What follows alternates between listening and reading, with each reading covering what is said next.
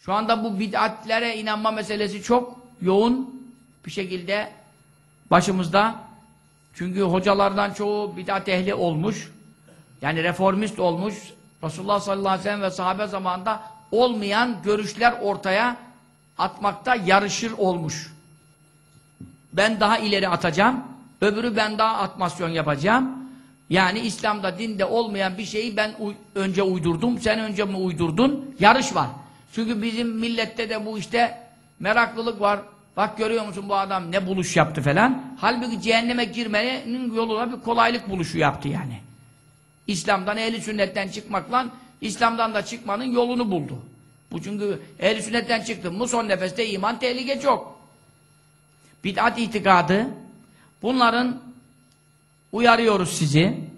Derslerimizi dinleyenler internette cübbeliahmethoca.tv internette çok sohbetler var. O sohbetlerde isimlerini de veriyoruz, vasıflarını da veriyoruz.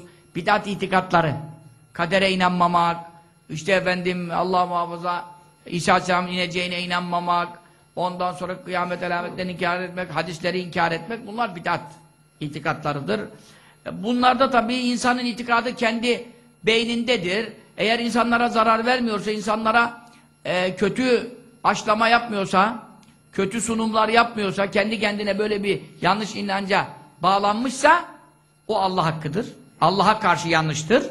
Ama tabii ki bir adam da kalkıp yanlış inandığı şeyi bütün millete de inandırmak için konferans veriyorsa, kitap yazıyorsa, arkadaşlar kadere inanmayın, kadere inanmak şart değil, alın yazısı diye bir şey yok, bu fazlalıktır gibi kitaplar yazıyor ve bunda bütün millet okuyup zehirleniyorsa kul hakkına girer. Çünkü adam onu inandı ona. Ama o adam da avanak olmamalıydı. O da sopa yer. O da niye sopa yer? Ben bu adamı hoca zannettim de kitabına inandım dese Allah Teala kabul eder mi? Etmez. Niye etmez? Sen sadece bunun kitabını mı gördün? Ortalıkta kitap doluydu. Bu adama falan hocalar cevap yazdı. Onları niye okumadın? Sen bu acaba niye demedin? Bunu niye incelemedin? Beyine niye istemedin? Hüccet niye aramadın? Delil niye sormadın? Allah da onu sorar. Çünkü neden? Sen bir araba alacağın zaman 40 yerden fiyat alıyorsun. Bir cep telefonu alacağın zaman 40 dükkana soruyorsun. Karpuz alacaksan bile 3-5 tezgah geziyorsun bir hıyar almak için. Sen efendim önüne gelene niye inandın? Ağzı çok laf yapıyordu, bal akıyordu. Çok da edebiyatlıydı, çok da kibardı. Bir de Cübbeli Ahmet vardı, o da bir şeyler anlatıyordu ama o çok kabaydı. Ben de kabalıktan kaçtım, kibara bağlandım. Bu kibarlıktan da şimdi cehennemi boyladım. Diyecek yani, Allah bunu kabul eder mi? Adam sana dedi ki kadere inan, öbürü dedi inanma. Bu inan diyen biraz sert konuştu, inanma diyen yumuşak konuştu. Sen de bu ateş pamuk gibi dedin, cehenneme yaslandın. Kadere inanmadan olur mu ya? Cehenneme gidersin sen. Adam kadere fazlalık diyor. Kim bu hoca? Merak ediyor musunuz? Arifan dergisinde yazıyorum. Arifan dergisine bakın orada adıyla, soyadıyla hepsini yazıyorum. Adam neler ediyor? He? Sen bunlar, bana ne ya? Benim işim değil. Senin kızın buna gidiyor, bunu dinliyor. Ne yapayım canım? Herkes istediğini dinler. Ya ben de diyorum herkes istediğini dinler ama onu dinletiyorsun, bunu da dinleme imkanı niye vermiyorsun? Ya hakka kulaksız, batıla her tarafı kulak olmuş. Böyle şey olur mu? O zaman iki tarafı da dinle bakalım. Kim doğru konuşuyor anla bak. Allah sana bu kafayı niye verdi? Dünya işlerinde kılı kırk yer, ahiret işlerine geldi mi? Efendim ben bunu beğendim. Neyini beğeniyorsun? Ben bu adamın tipini beğendim. Karizmasını beğendim. Gömleğini beğendim. Bu millet zaten tipini beğenip rey bile veriyorlar. Bu adam çok yakışıklı diyor, birkaç nokta fazla alıyor yani. Bazı yakışıklı liderler 1-2 puan fazla alıyor. Bir acayip bir durum yani. Adamın itikadı ne? Adamın ameli ne? Adamın anlattığı ne? Adamın yolu ne? Adamın davet ettiği yol ne? Hiç bunu soran kalmar. Allah Allah. Eskiden yine şeye aldanırlardı. Size yeşil anahtar dağıtacağım, şunu dağıtacağım bunları. Şimdi o da kalmadı. Dağıtan mağdan da yok. Şimdi o şöyle bu böyle karalama kampanyası. Bu sefer daha iyi konuşana. Bu daha iyi konuştu. Hangisi doğru konuştu? Onu da soran yok yani. Acayip bir şey. Allah'a kaldı işlerimiz ya. İnsan bu kadar aklını kiraya verir mi? Bu iman meselesi. Bu karpuz hıyar meselesi değil ki. Bu iman meselesi. Adam diyor kader fazlalıktır. Sen buna inanırsan kafir olursun. Senin kafir olacağın bir konuda biz şimdi kibar mı olacağız? Kardeşim aman demeyeceğiz mi? Şimdi Adam yanıyor, yangın çıkmış, dalmış adam içeri karısını çocuğunu kurtarma. Dün öyle bir adam haberlerde, Allah rahmet etsin, 2 çocuğunu aldı attı toprağa, onları kurtardı, karısını kurtarayım derken ikisi de yandı mesela.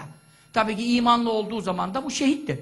El hariku şehidun vel gariku şehidun. Boğulan şehittir, yanan şehittir. Müslüman, Türk milleti Müslümandır genel manada. Biz herkesin özel fikrini bilemeyiz ama Türk milleti Müslüman bir millettir yani. Haberlerde duyuyorsun adam Müslüman. Tabii ki adı Ahmet, Mehmet, Hasan, Hüseyin. Müslüman ismi var. Tamam. Biz şimdi onun neye inanıyor, nasıl inanıyor? Müfettiş miyiz ya? Adam şimdi orada ne yaptı? Çocuklarını attı duvardan aşağı. Çocuklar kurtuldu. Allah Allah. Burunları kanamadı. Toprağa attı onlar. Girdi hanımını da kurtarma. İkisi de yandı. Yangında ölen şehittir. Şimdi birisi de gelecek onları kurtarma. Efendim kibarlık yapabilir misin orada? Hadi tut mut. Çek efendim ayağından, başından neresini kurtarırsan adamı atacaksın dışarı. Adam kaldırdı. Uykudaki çocuğunu attı sokağa. Niye? Yangın var. Şimdi o çocuk ona dese ki baba ne kaba adamsın ya biraz kibar ol. Ya yanıyoruz.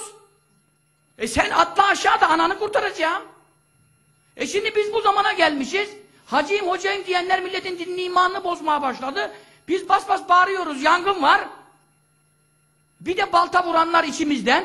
Sakallı cübbeli şalva onlar da dinlemeyin. Kaset dinlemeyin, internet dinlemeyin, dergi okumayın, şunu yapmayın. Kafanızı kumun içine sokun. Onlar da o kafada. Allah onların da kafasını kumdan çıkarsın. İslah etsin. Bir de onlarla uğraşıyoruz. İçeriyle ayrı uğraş, dışarıyla ayrı uğraş. Cephe. Ben neyim ya? Çanakkale'yi mi fethedeceğiz? Kardeşim, aklını başına kullan. Topla, imanını kurtar. Ben iman kurtarma mücadelesi veriyorum bu millet adına. Ben sana ehli sünnette kalman için bunu söylüyorum. Kibarlıkla, kabalıkla bu iş mesele ölçülmez. Burada yangın varsa kibarlık aranmaz. Sen kaderi inkar ettiriliyorsan ben acil sana bir şey anlatacağım, ona bir şey anlatacağım. Çünkü konular çok. Ben bu kadar batıl konuya cevap vermek için gece gündüz uyumayacağım. Kitap yazacağım, sohbet yapacağım, konferans vereceğim. Oraya gideceğim, buraya geleceğim. Şekerim 450-500'de gezeceğim.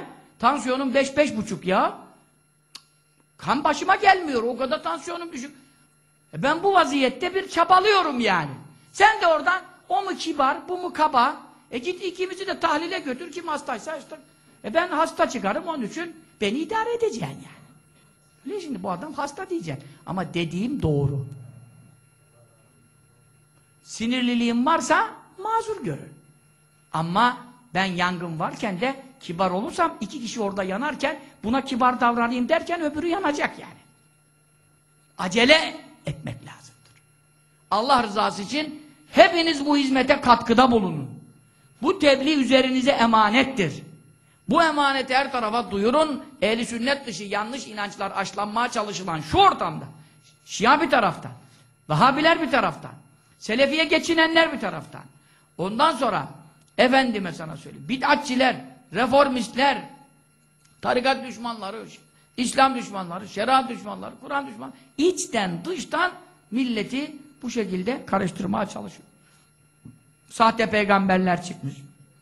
Sahte Mehdiler çıkmış. Adam ben Mehdi'yim diye yırtınıyor. Yani ortalık duman, sisli puslu. Burada benden kibarlık bekleyen de yani biraz avanaktır yani. Çünkü bu noktada kibarlığa fırsat kalmadı. Saldırı çok cepheden geliyor. Oradan kurtarıyoruz adamı, baktık buradan gitti ya. Ne yapacağız?